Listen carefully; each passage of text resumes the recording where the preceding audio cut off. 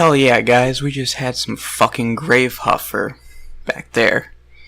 And speaking of Gravehuffer, I have Mike on the phone. Mike, how you doing?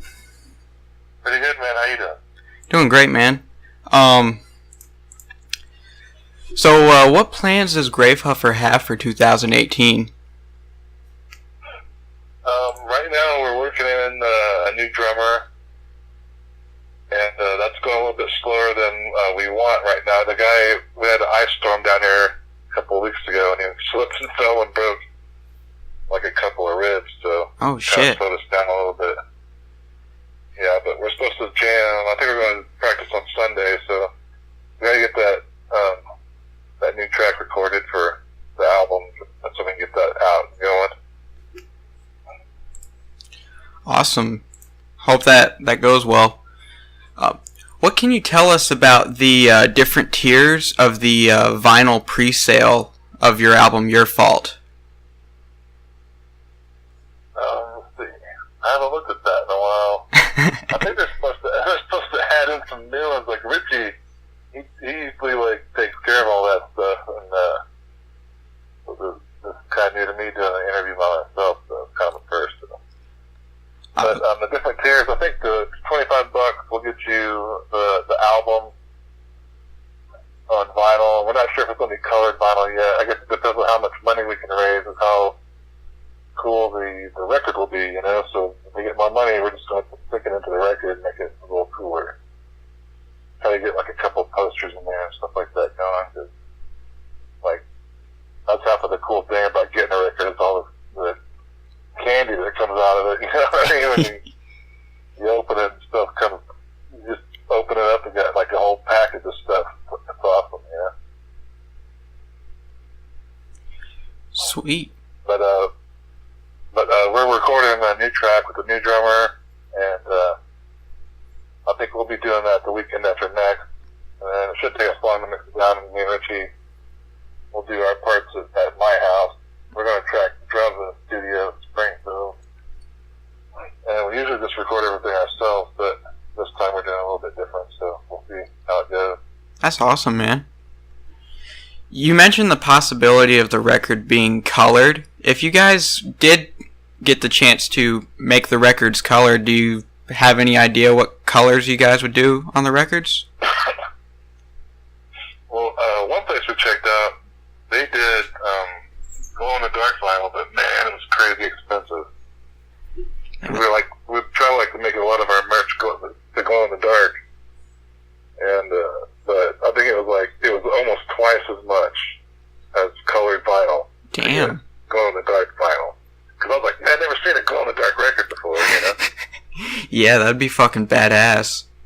Hell yeah, it'd trip some people out. They'd be like, not know, put it on, and then turn the lights on. You're like, holy shit, the record's glowing, you know. Yeah. It's kind of funny. But I don't know if we can afford that, but you know, it'd be cool to have some kind of colored vinyl. Yeah, that would be fucking cool. What can you tell us about the 2 tracks that are going to be exclusive to the vinyl edition of the album? The first one we did, it was kind of like the last song that our old drummer played on, and he's more of like he plays a single kick, so he's kind of like a punk guy, you know. Like, I've been playing with him since like 1995, off and on, and like he plays a really badass guitar player. He's like a even better guitar player than a drummer. I mean, the guy can be a one-man band if he wanted to. So his song, that'll be kind of like his exit, you know. And then the new song is with the new drummer, and he's more of a he's in a pretty big band in Springfield called Public Assassin, and then I think here lately he was in a Slayer cover band. So I mean, you gotta be able to do some double bass if you're playing in a Slayer cover band. Oh yeah. Yeah, he does some real cool tom work and cymbal work. It's a little bit different than our last drummer, but it adds it's like another gear, you know. Like, now we can really go fast and heavy. So, we're pretty stoked and we're all excited, you know. We can't wait to get going. I miss playing shows. It's been like play the live show. So like, me and Richie are going nuts. Damn, I bet. Yeah.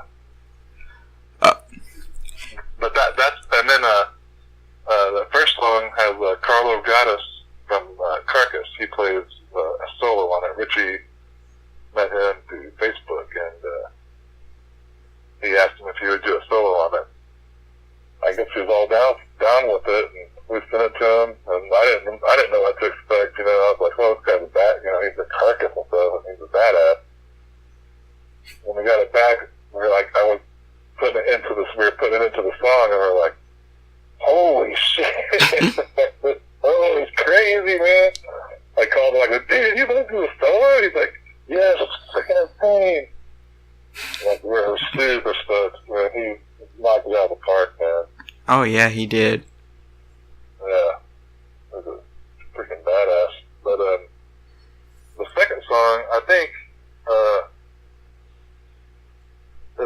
we're trying to get, Richie's son to play some weird trombone part that's really, like, some weird notes in this one section. We might have him do some kind of trombone, like, scream or something, I don't know. Some kind of weirdness to throw in there. I'm actually looking forward to hearing that. Yeah, that'll be pretty cool. And then he's talking to somebody else about doing another guest solo, but I don't think he's nailed anything down, so I guess I probably shouldn't mention that. But it'll be cool. Oh, yeah. Yeah. But Richie's a networking little dude, man. Oh, yeah. He was always on my always. At first I was friends with him on Facebook, dude, and it was like, every day, like 50 things would come up. I'm like, damn, Richie. And then I'm like, okay, I get it. He's like, busting his ass. So he's always sharing stuff. He got me into listening to internet radio and stuff. So he's always preaching it, man. Like, everywhere you go, he's turning people onto Metal Devastation Radio and all kinds of internet. So it's like something that oldies, like, I'm older, so we don't really think about that too much, like internet radio. And the more I get into it, it's more like when I was a kid, you could call a DJ and like request a song, and you know, like every few hours the playlist would change because it'd be like a new DJ, and you're like, oh, this DJ's coming on, he plays a lot of this, you know. Yeah. So now it's like, yeah, so it's just like that now on internet radio. Like some of you guys play like some like hair metal stuff, and some of you play the straight up like total black metal, and some of you guys just do death metal or old punk, man. So you get a little taste of everything, you know. Yeah. I like to mix it up here. Yeah, pretty cool. I never get sick of listening to it, so I wish I could just have it going in my house all the time, but my girlfriend's not much into it, so I gotta like find time so I can listen to it. It's fucking awesome, man. I saw that you guys recently encountered a hater who was talking shit about supporting bands on platformers like Kickstarter and Trinacia and shit like that. Yeah. What do you guys think about that? I'm pretty laid back dude, and I'm just like, he can think what he wants to think, you know. I mean, I don't want to try to change his mind because I don't really give a fuck, you know. But I mean, people are going to think what they want to think. He doesn't know. I mean, I know who the guy is. He's like, I used to know him back in the day, but and Richie knows him too. He's just like a shit stirrer type of person. So we're just. I told Richie at first, he's like, hey, look what so put on there, and I'm like, oh man. So I was just like, oh, don't let it get to you. And by that time, it's like, I already posted something. Like, oh, dude. He's like, well, like, our integrity being questioned, you know. So I was like, you know, don't fall into his bullshit. That's what he wants. He wants to cause some shit. So. Yeah. But yeah, he's a total, like, I don't want to get into that, but I guess I can, but I don't know. He's just like, I kind of posted some stuff today about singsters that are just bloodsuckers, you know, like, he would write to bands and say, I have a zine and I can do a review for you guys. They'd send them, he'd be getting vinyl in the mail all the time, but he wasn't writing any reviews. He didn't even have a zine, you know? He's like, look at all this free shit. It's like, dude, that's not cool, man, you know? That's not fucking cool. Yeah. Bands precious money, man.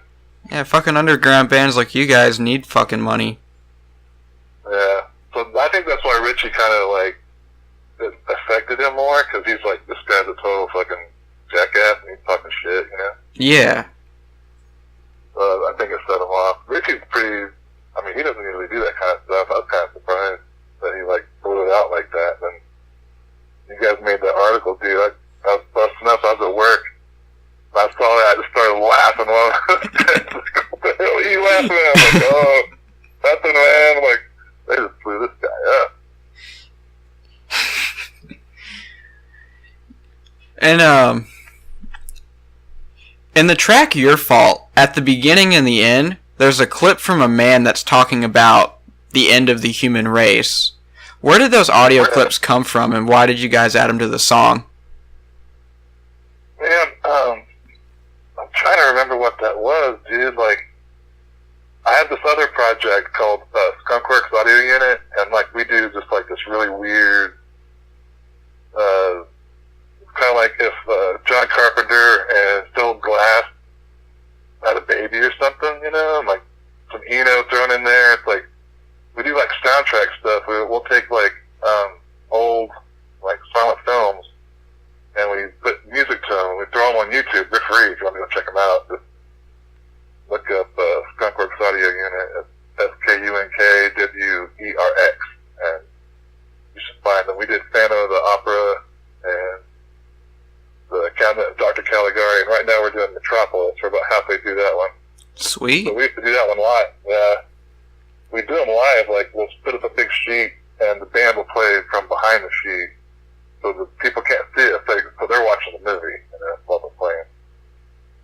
Sweet. But, I think somehow we're looking for some footage of something, and it's some kind of George Orwell thing, or it, like, came from this weird clip, like, it didn't even belong in this clip, and we're listening to it, and it came, like, someone stuck it in there, and we're like, what the hell is this?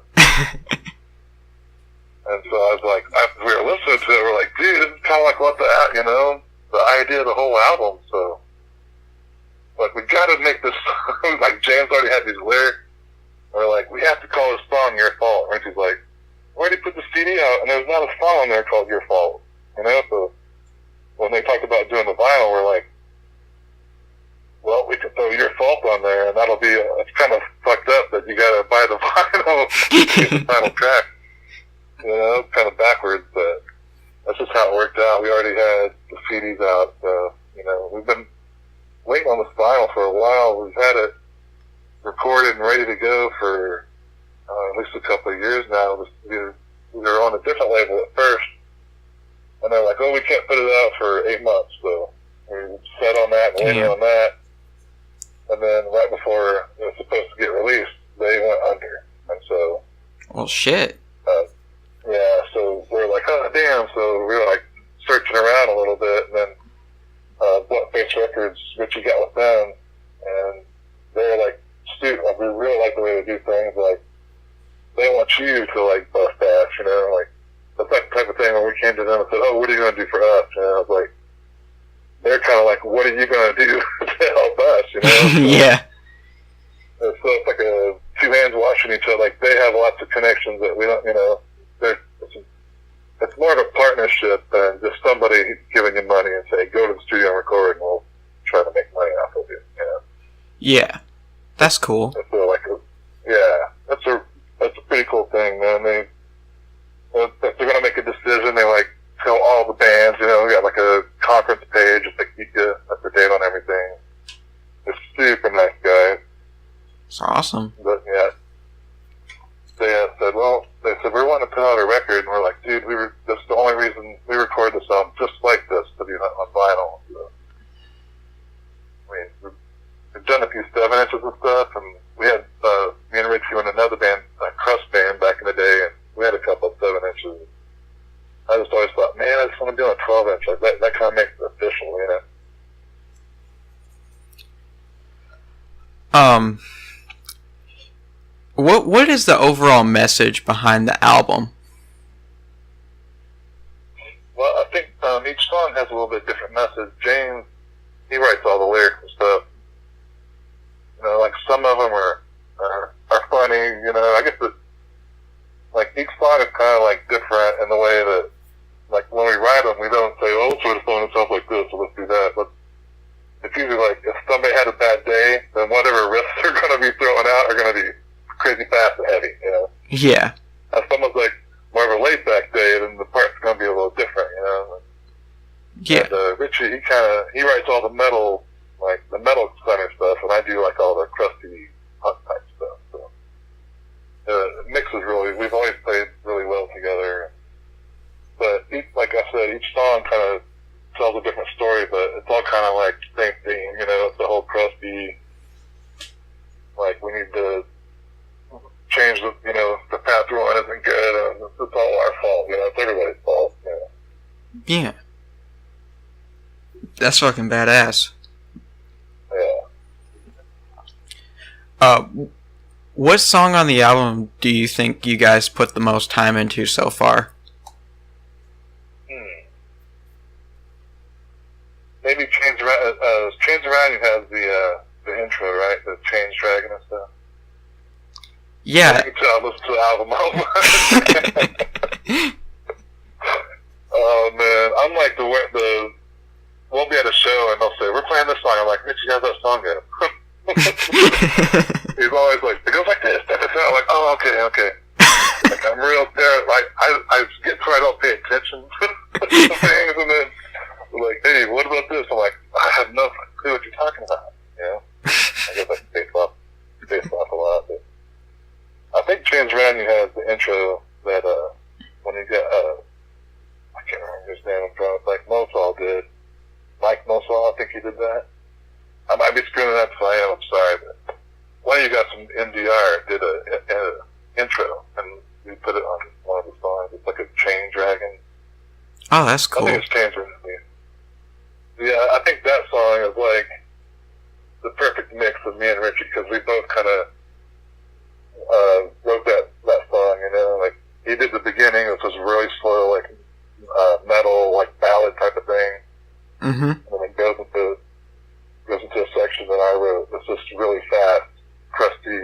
I mean, when we're playing it, dude, I'm like killing my guitar, you know. It's like the feeling just comes, you know. It's just like, dude, this place should be going fucking ape shit right now, you know. Like, it's kind of the part that I'm thinking, damn, man, this is awesome, you know. Like in a hot run, the fucking door flies off, and you're like, man, if I go any faster, I'm gonna die. If I go any slower, I'm gonna crash, you know. Yeah. So, it's kind of tough to explain. It's fun, man. I miss it so much, I tell you. On your guys' album Blasphemy Music, you guys did a cover of Commando by the Ramones and Into the Crypt of Rays by Celtic Frost.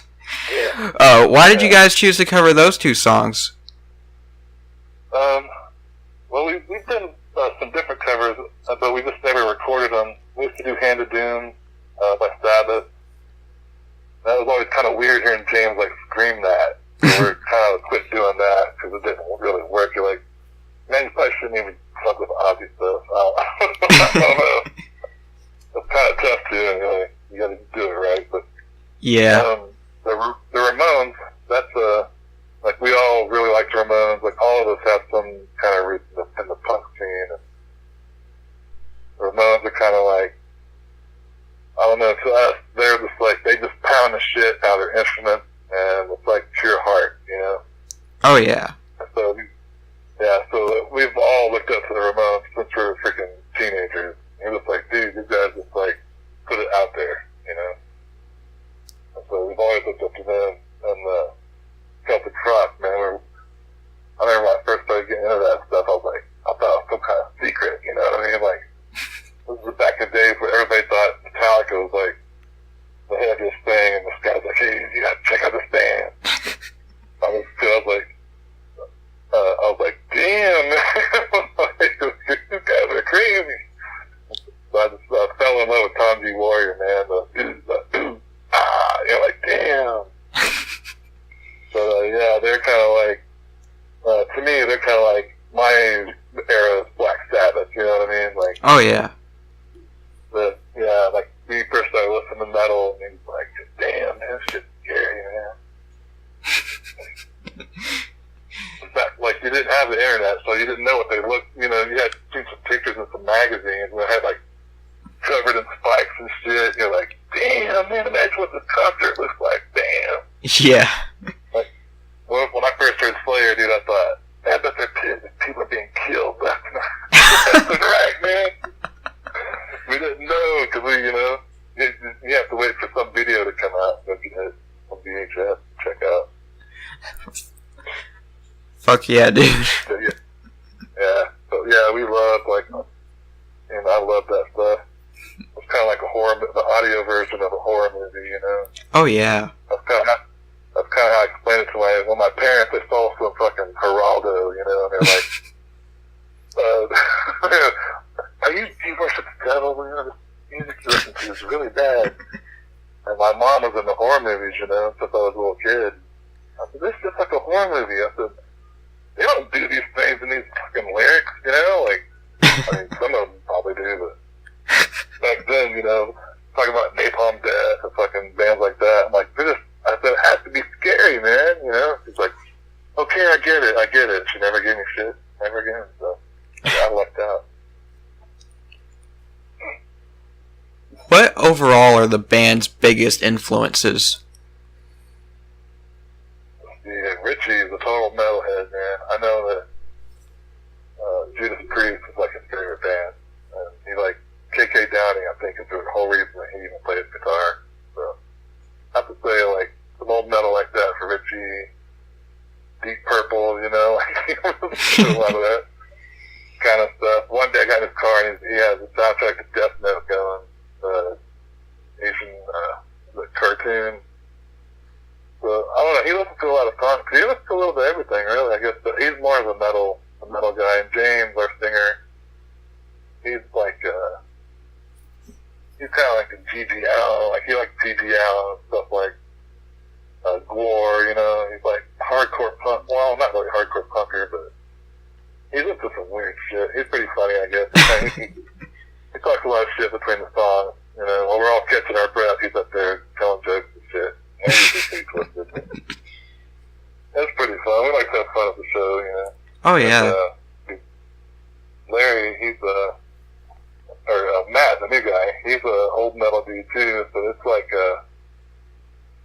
he loves double bass, man, so it sounds a little different with the double kick, but like I said, it kind of adds another gear to, like, some of our parts before where it's like, man, I wish we had double bass right here.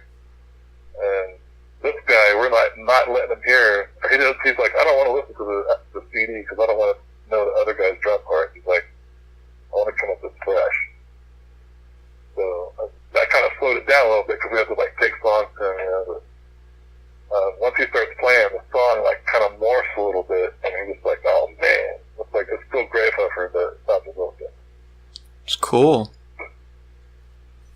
Then me, I listen to a little bit of everything, man. I listen to some like African like high life music from the '70s all the way to like Cockatoo Twins, the Napalm Death. I mean, all over the place, man. Old punk was kind of like when I first started getting into it. You know, that's when I heard a friend of mine gave me this cassette and had the very first Suicidal Tendencies on it. I was like, holy shit, like, what is this? You know, it's like a whole world. Like, someone opened a door, you know, and you're just like, what? I've never even fucking seen this door. Like, what is in here? There's a whole world in here, you know? But I knew it for me right away. I was skateboarding, you know, like, talking like 84, 85, something like that. That's how we discovered a lot of music, was you meet other skateboarders, and they're like, hey, man, check out this cassette, you know? DRI, man. I'm like, yeah.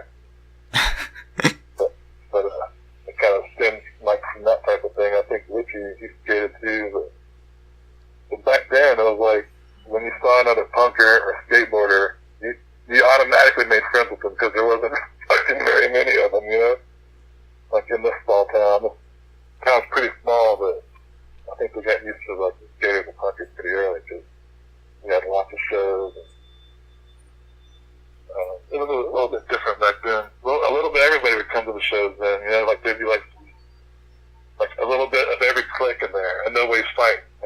having a good time. You know, I kind of miss that. Secret Weapon in the chat room wants to know how you guys recorded your awesome fucking sound in your living room.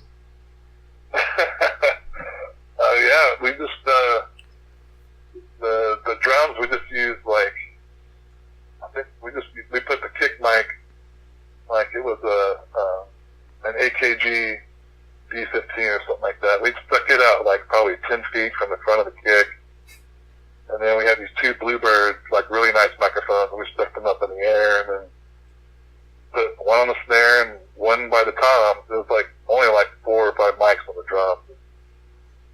We did that. We laid that down first, and we mixed that down. Larry, like, he took a long time mixing on it. We're starting to get aggravated, but he did a really good job. We were like, I couldn't complain once we got it. We're like, damn, dude. But he was way out in the sticks at that time. We would just, I don't know, we've been recording, like, those other projects I do, like, we do our own recording. We were doing, like, freaking 4-track cassette recordings all the time and stuff, and then when computers came, like, computers were cheap enough everyone could buy one, we got one, and it was, like, we got cool at it. I think it was, like, 4 tracks at that time. We're just like, dude, we can keep dumping tracks and it doesn't start sounding like crap. Like, we were blown away about computer recording, you know. And then, once we got into that, I've recorded a whole bunch of stuff, so, like, we all kind of, like, have done it for a while, so we all kind of, like, take pride in making it sound really good, you know. We try not to do too much to it. That's the secret. Like, Ricky's amp, like, we didn't hardly do any compression or anything. We just wanted it to be really raw. Like, if you come to the show, we wanted to, like, if you come to the show, you're going to hear the same thing. You know what I mean? Yeah. That's what we wanted. We didn't want this, like, great production, and you come to the show, and you're like, this isn't even the same band. They're like, what the fuck? You guys suck, man. But we just, we've been doing it a little while, so we have a little more practice at it. But, I mean, I definitely recommend, like, trying it yourself, you know, and even just using an old half-cam cassette, you know. You're going to learn something every time you do it, and it ends up being fun, and you always learn something, so I definitely recommend trying to record yourself, you know, because then you can produce, it's going to sound like you want it to sound. Yeah. And, you know, you're going there saying, hey, why don't you guys slow that song down a little bit? Why don't you guys do this? You know, none of that shit. Or someone saying, you guys need to try a different amp or something, you know? Yeah. Yeah. It gives us the freedom. We're not rushed. You know, like, we're not paying, like, we had to buy equipment and stuff, but we're not paying the studio much that ends up getting more, so. Fuck yeah, man. But yeah, this new song, will be a little different. We're doing the drums in the studio, so they'll all be mic'd up. So it might sound a little different. That song might stick out a little bit on the album, but I don't know. We're excited to it, you know. We're kind of, I'm more anxious to hear what people are going to think of it. Like, yeah. I think it's a good step. Because, like, before, it was like Richie and James were like 2 metal guys, and then it was me and Larry were like 2 punker guys. And I lost Larry. So now I'm like, it's 1 punker against 3 metalheads. So it's like, I gotta start writing more parts, because it was talking more parts. I told the drummer, I'm like, man, can you learn this CD? Like, this band I really love called Mod 47. They do this weird beat, and it's like 3 hits. Like, it's got this weird hitch to it, and like Larry does it on a fish a minute. It's this weird D-beat, like 80s thing, and you don't hear very many people play it anymore. So I'm like, so I sent this video to him of Krill from Mod 47. He's playing that beat, and I said, dude, can you play this? He's like, give me a little while. I'm like, alright. So I'm trying to get him, like he can do the metal beats all day long, but I'm like, man, I could do some more punk beats in there too, man. But we'll see how it goes. I'll keep fighting for it. Fuck yeah, man. Secret Weapon in the chat also wants to know if you have ever landed in jail while playing bars, and if you and who has tapped the most groupies before you all got old and married. I don't know. We're always kind of like, I've always been kind of leery about that. Well, I guess I should talk about the jail thing. We never got in jail, man. Like, we're pretty laid back dudes, and some of them might get too drunk, but we always got each other's back, so we'll drag them out there or something, you know, before the cops have to get involved. But we're pretty chill about that. I do have a funny story about someone getting arrested, though. We were on tour, and we played with Toxic Narcotic in Arizona. And after the show, we all went to the supermarket, like some 24-hour supermarket, and like we're walking around in there, and we go outside, and we're waiting forever, and the drummer comes out like in handcuffs. We're like, what the hell? Because the guy whose house we're sleeping at, he just took us out of the grocery store so we could get some food to eat. And everybody's like sitting there waiting on him, and he comes walking out, and the guitar player from Toxic Narcotic comes out, and they're like, damn, man, you got arrested. And we're like, what the hell for? He's like, yeah, he was stealing a 40 ounce of beer and a block of cheese. They're like, what the fuck are you going to do with that, man? But he had this super thick New York accent, man. When it took him a few hours, but they went and bailed him out. When he got to the house, he walks in, he's like, I don't want to hear any more fucking shit. That's it. And he sits down, we're sitting there, and I go, beer and cheese, dude? Like, I walked down there, we were like, dude, that's pretty hardcore. Stealing some beer and cheese, get stopped up. You don't want to drink a bunch of beer and then eat a block of cheese, man. But, what was the other half of that? The other half of that was, who tapped the most groupies? Yeah, like, that's always kind of scared me some, you know what I mean? Like, if a girl comes up and starts throwing herself at you, I'm always like, ooh, like, who did you do this to last night, you know? Like, yeah. I never really been into, like, that too much. Maybe James, I don't know, James, it's almost like I don't want to tell him, you know? But I don't really think any of us are really players. I can't recall any time. I remember one time these girls came up to us, and one had a black eye while she was talking to. They just come up and they say, "What, you guys have girlfriends?" And so we're just all looking at each other, and we all raise our hand like, "This girl has a black eye, man. Like, how did she get that? How did she get that black eye?" Like, yeah, I don't know. And then this dude, the saxophone player we know, he ended up making out with her.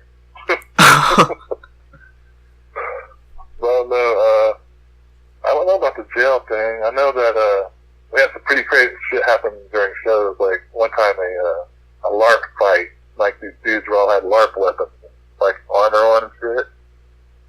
And like, we started playing a song, and dude, they just went ape shit. It looked like a freaking a battle, dude. Like, it wasn't even a pit. It was like a battle of foam swords and stuff. It was awesome. I was like, damn, like, I wanted to, like, someone else to play bass so I could jump out there and, like, have fun, you know? It's like, yeah. Awesome, man. They're just going crazy. We're, like, thinking, like, man, you guys keep going. Having another battle.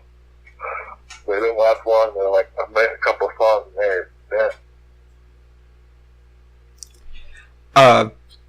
Secret Weapon also wants to know if any nasty injuries happen to you or any of the band members while just jamming or performing live. I don't know. Larry, when we play, he's getting kind of old, so his hip would always be hurting. You know, like in between songs, he'd be like taking a drink of water. I'm like, dude, how are you drinking so much water? And he's like, man, my fucking hip's killing me, dude. He's like always stalling. We're like, let's make 3 songs and then stop, and then 3 more songs and then stop. He'd say, okay. And like, we'd play the first song, and he'd be stopping. Hey, wait a minute. Like, he'd be getting a drink, and you're like, dude, what the hell? Like, fucking hit, dude.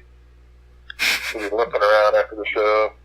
We're all pretty old. I don't jump around and go too crazy, you know, like, I kind of just chill on the side.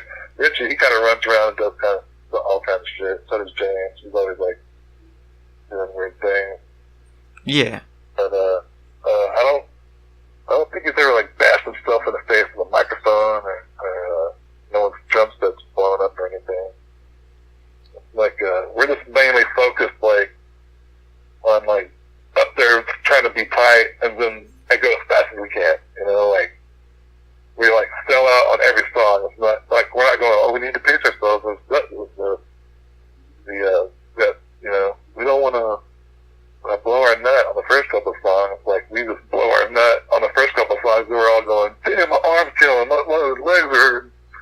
And then when you start getting older, man, your elbows start hurting, your wrist starts hurting, your yeah. start to fall up, and you're like, damn, man. So you young guys, man, do it while you can. I'm gonna keep doing it. I guess till I can't anymore, you know? Yeah. Are there any challenges that come with being a band that's in the Bible Belt? We have to travel, like, we want to feel like we went to see Gravehuffer not too long ago, but I had to go to Tulsa to do that, about 2 hours away. But we're sitting kind of in the middle of, like, Tulsa, Kansas City, Springfield, St. Louis, Fayetteville, Fort Smith. We have a lot of towns. We're kind of like right in the middle of a whole bunch of bigger cities, so it's a pretty good spot to be. And it's right, like, at the crossroads of America almost. It's like I-44, Route 66 runs through here, so. Yeah. A lot of people have been through here. They never stay here, but they've been through here. And for such a small town, it has a really good scene, you know. There was a lot of bands here, and there's a bunch of badass musicians here, man. There's a blues scene here that's pretty crazy. And there's a band from here. Some of my ex-roommates, they've done a couple of tours with ZZ Top, and they do like the Ozark Mud Stomp, or Ozark Stomp is what they call it. It's like bluegrass with like more of a funk to it. That's pretty cool. Oh yeah. That's a Ben Miller band. You might want to check them out. I don't know, bluegrass stuff. So if you're into that, but yeah, the metal scene around here has been pretty good. It was really awesome in the late 80s around here. There's tons of places to play. And we just started, like, we had a band, and none of the bars would let us play, so we just started renting out, like, auction halls and shit, and putting on our own shows, like, in these little halls, you know? Mm-hmm. 'Cause we're like, man, we're gonna play a show somehow. We're not gonna let these bar people tell us, no, you guys suck, you know? We're like, well, we know we suck. We still want to play the show. But yeah, I don't know, to anybody that's wanting to do that, you know, just go for it, dude, you know? Yeah. If the door was open, would you guys tour in Canada? Oh yeah, dude. 'Cause I want some poutine. Dude, I don't know, do you know what that is? No, I don't actually. Oh, damn. I was hoping you were like, I can sing you some. But it's like, I was talking to someone from Canada Online one night in one of you guys' chat rooms, and he was like, posted a picture. I was like, what is that? And he was like, oh, this is poutine, dude. And it's kind of like, you know, like, we make stir fry with rice and put all kinds of stuff in it, you know? Chicken or beef or whatever you want, and then rice. Yeah. It's like the same thing up there, except they have fries with like the rice. And then they put cheese curd and some kind of gravy on it, dude. And then you could put any kind of topping on it, like bacon or like all this crazy stuff. I was like, it blew my mind. I was like, for hours I was on this website looking at all these different kinds of poutine. I was like, dude, I gotta get some of this stuff. I told Richard the next day, I go, dude, I was on that site for like 2 hours. He's like, damn, man, no way. I said, yeah. I gotta try this stuff, man. So yeah, I definitely want to go to Canada. I'm a hockey fan, so I'd like to go watch some hockey and eat some poutine for sure, man.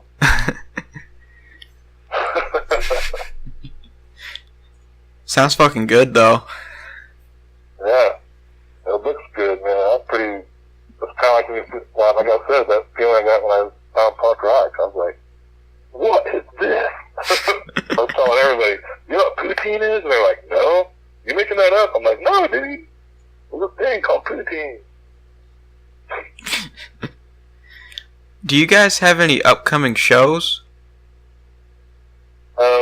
There's one that it's not set in stone yet, but it's in April. It's up here in Springfield, and it'll be the first show with the new drummer. And hopefully we can get enough material down that we can play that show. That's what we're shooting for.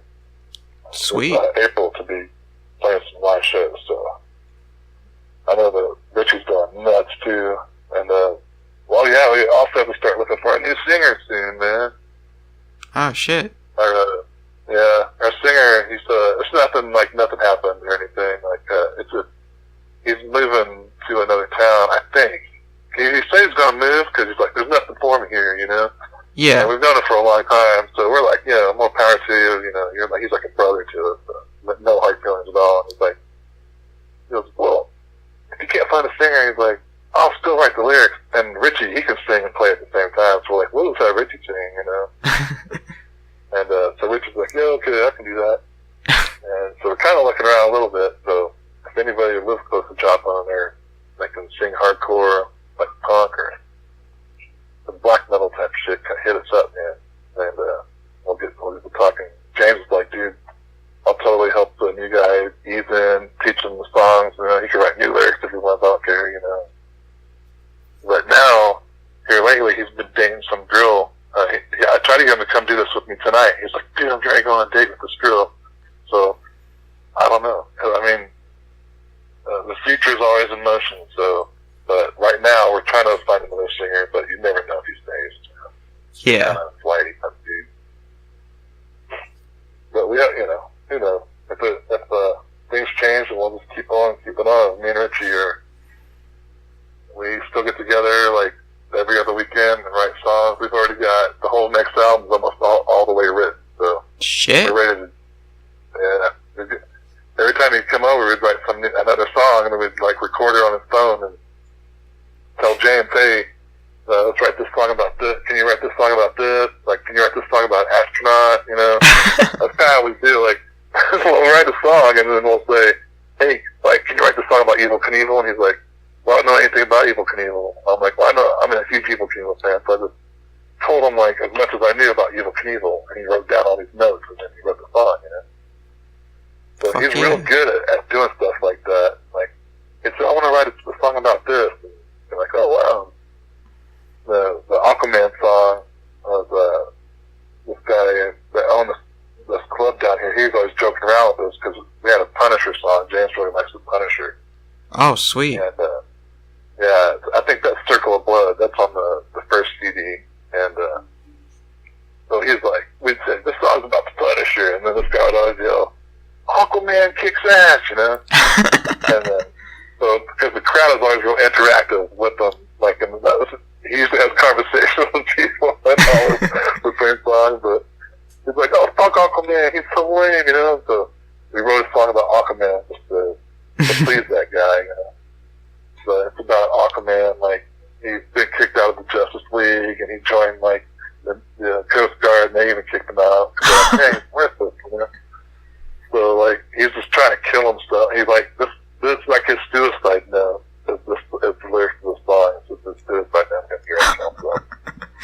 That's fucking awesome. Yeah. So, like, we like to have fun, too, you know? I mean, if it wasn't fun, then, you know, like, we wouldn't be doing it, but yeah. Some of the songs are serious, and some of them are fun. Cause, you know, like, people, like, the first we started doing this, and we send out our CDs to get reviewed, people would always say, oh, these guys haven't found their sound yet, they're still searching for what kind of music they want to be, but we're like, dude, we're in our late 40s, I think we know what we're trying to do, and it's just like, it's kind of like, you know, back in the day, the old punk bands, you'd go see them, and there'd be fast songs, there'd be slow songs, too, you know? Yeah. And, like, the crowd gets the rest, you get a little bit of a rest, you know, on the slower song, but, you know, because then, you know, you don't want to play the fast song and be like, limping out, you know what I mean? Like alternate picking, like real soft, and, you know, walking around. And like, to us, we're like, jackhammer, like, killed, like, freaking attack the guitar, you know? And that's how it should be, you know? That way the notes come out. They're like, dun, dun, dun, dun, instead of bum, bum, bum, bum, you know? Yeah. Yeah. It's all, to me, it's all about that heart, you know? If a band doesn't have it, and you're watching it, you're just like, oh, man, you know? Do you guys plan on making any more glow-in-the-dark merch in the future? Man, I like I said, the album would be awesome, but it's just so damn expensive. And Richie's sponsored by a pick company. I can't remember what they're called. Isn't it Spectraflex? I think that's the cable. Like he's got cables and picks. What's the name of it? I'm terrible, dude. He's gonna be like, damn, man, you put the 9 endorsements, man. He's like, shit. Right now, he's on with the son of a bitch, Mike. I should have taken notes, man. But I think he plays these picks. I don't think they do glow-in-the-dark picks anymore. So I think that he actually just gives the last batch of glow-in-the-dark picks to some company that they make these little skull candles and they put different band guitar picks in them. And they like ordered a batch of picks from us. But I think they're from the UK. Fuck so yeah. We're pretty stoked about that. We're like, hell yeah, here's some picks. You know, here's the last of the glow-in-the-dark. And I think today they announced they did some Mentors one. So I was like, cool, the Mentors, man, hell yeah. We played with them a while back. But it was always good seeing old punk bands, man. Fuck yeah, dude. But yeah, I don't know if the new shirt's glow-in-the-dark. Most of our shirts are glow-in-the-dark ink. And we get lots of people that will, like, Richie won't say anything, you know, and then they'll wear it, and then they'll be like, holy shit, my shirt's glowing. And they're like, hell yeah, it's glow-in-the-dark, man. You actually need to get me one of those. Yeah. We try to make a lot of glow-in-the-dark stuff as much as we can, if we can afford it. It's fucking awesome. What are the best ways for people to support Gravehuffer?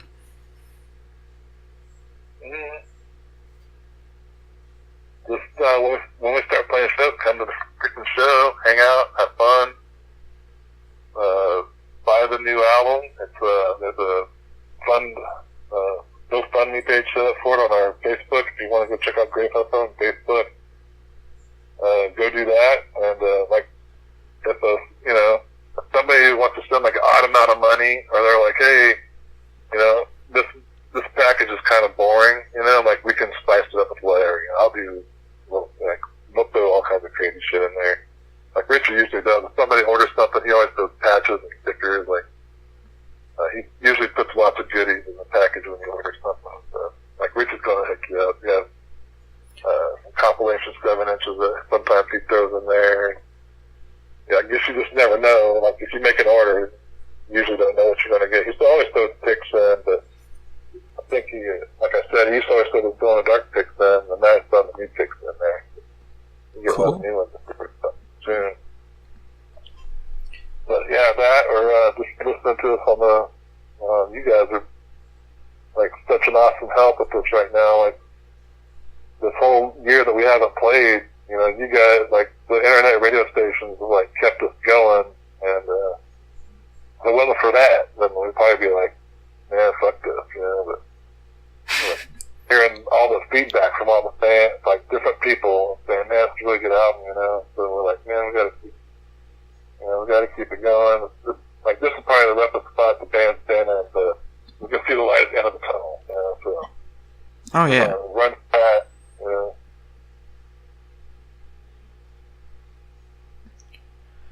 know. That's about all the questions I got for you, man. Can I get you to make a tag for my show? Yeah, no problem. Alright, whenever you're ready, you can say something like, this is Mike from Gravehuffer, and you're listening to DJ Doomslayer on Metal Devastation Radio. Alright. This is Mike from Gravehuffer, and